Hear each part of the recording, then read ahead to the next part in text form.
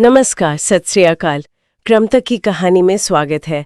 आज हम एक ऐसी शख्सियत की बात कर रहे हैं जिनकी हालिया और बहुत दुखद मौत ने न सिर्फ असम बल्कि पूरे देश में कई लोगों को झकझोर कर रख दिया है। जी।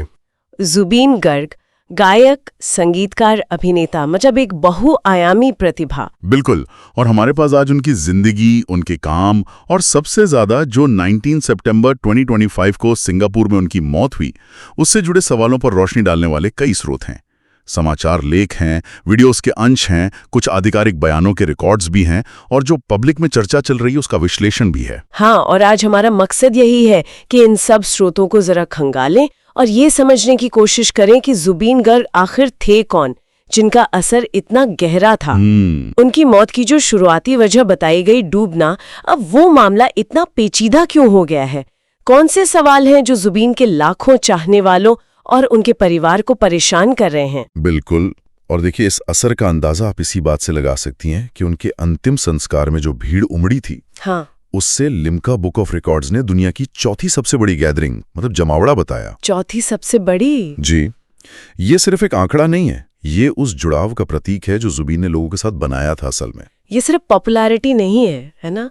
ये दिखाता है कि वो असम की सांस्कृतिक पहचान का, वहाँ के लोगों की भावनाओं का एक कितना अहम हिस्सा बन चुके थे। सही कहा। उनका जाना लोगों को एक पर्सनल लॉस जैसा लगा, एक निजी नुकसान। जी। तो चलिए समझते हैं इस असाधारण शख्सियत को थोड़ा और। जुबीन गर्ग, जिनका असली नाम जुबीन बोरठाकुर था, उनका जन्म 18 नवंबर 1972 को मेघालय के तुरा में हुआ था। अच्छा, मेघालय में? जी। संगीत तो जैसे उनके खून में ही था।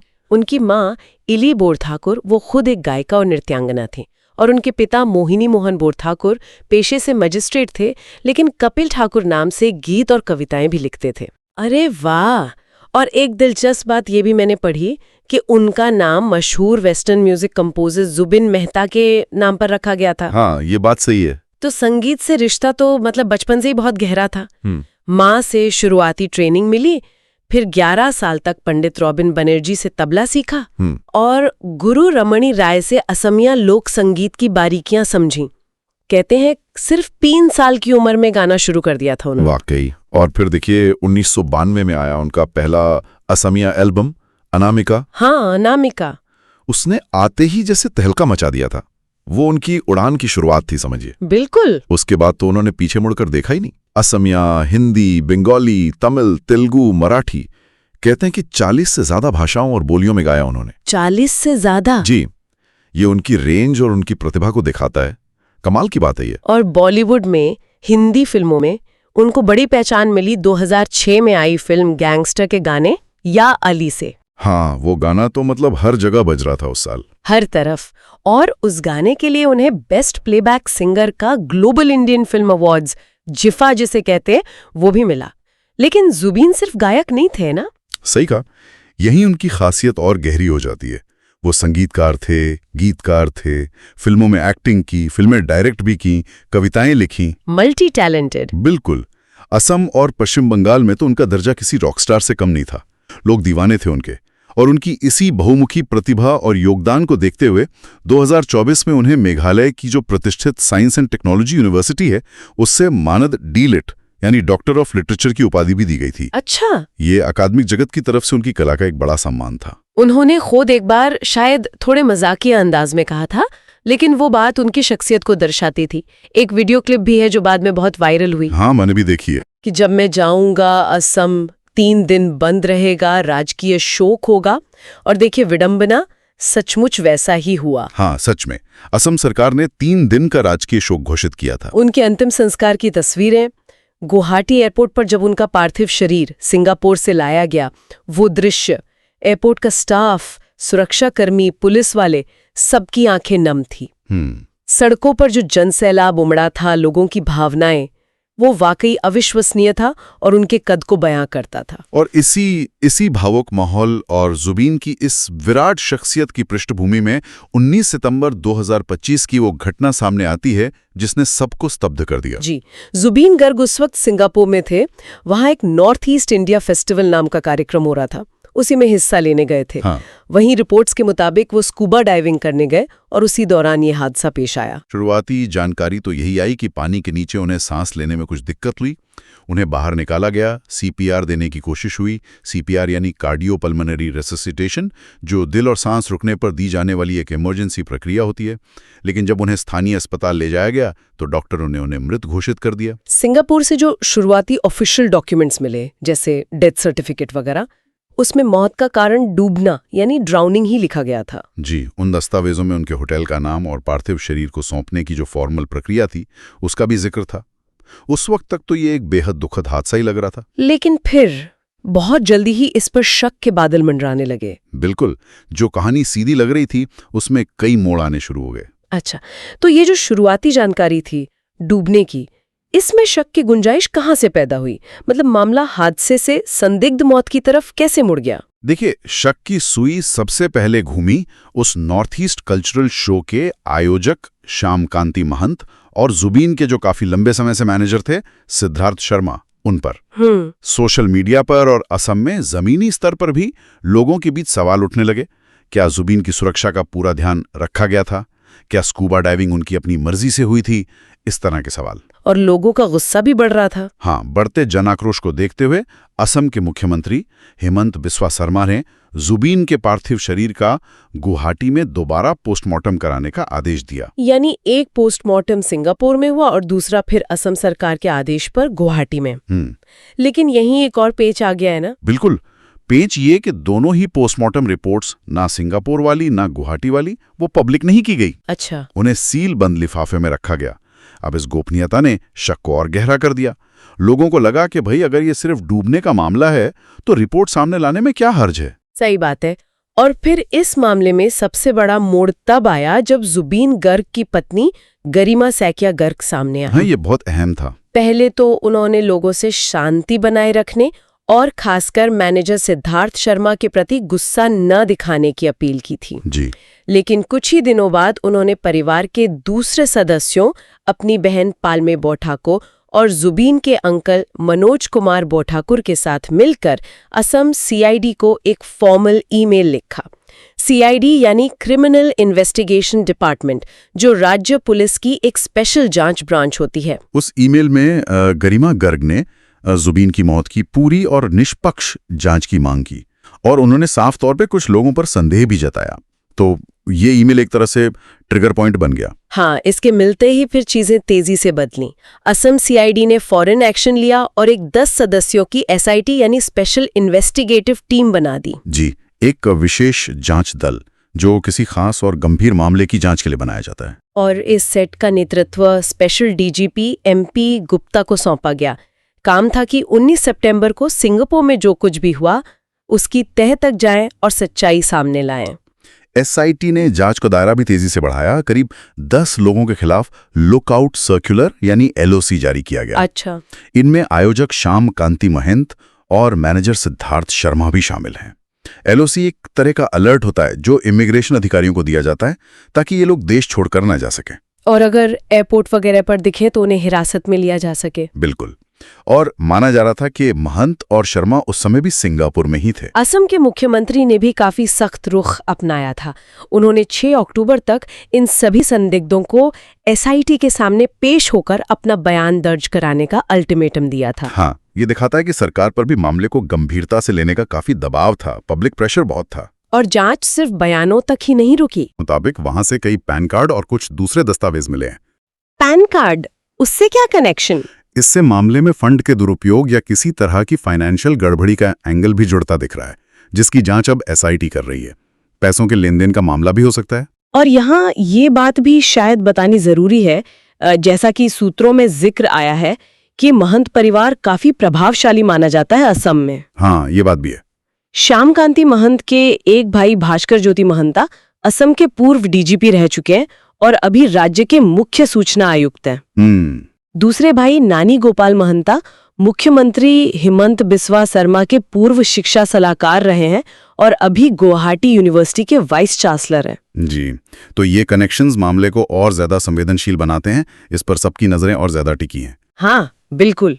लेकिन इतने प्रभावशाली कनेक्शन के बावजूद जुबीन की पत्नी गरिमा गर्ग की जो फॉर्मल शिकायत थी, उसके आधार पर सीआईडी ने बाकायदा एफआईआर दर्ज की है। जी, एफआईआर यानी फर्स्ट इन्फॉर्मेशन रिपोर्ट, जो किसी भी संज्ञेय अपराध की पुलिस जांच का पहला कदम होता है। और इस एफआईआर में कौन सी धाराएं लगाई गई हैं, ये भी जानना अहम होगा। एफआईआर में इंडियन पीनल कोड यानी आईपीसी की 3 गंभीर धाराएं लगाई गई हैं।